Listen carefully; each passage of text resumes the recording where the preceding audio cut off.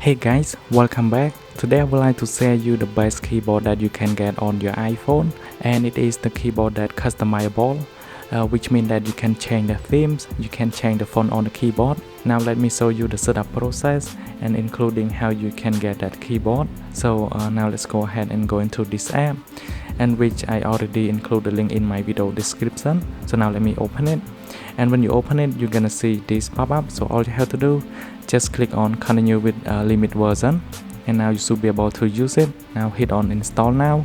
It will redirect you into settings.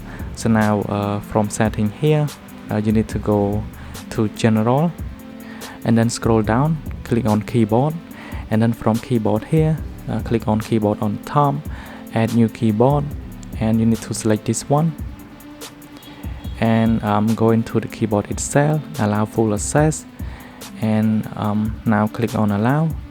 So now go back, and you should be able to see this pop up again. So all you have to do, click on this button, and on the right side we have themes, so where you can change into many different styles for your keyboard, and it is very awesome. So now let me select on this one, and then just go back and invoke the keyboard and enable it, and there we go, you got the best keyboard here. And now on font, you should be able to change the font as well on your keyboard, just like that.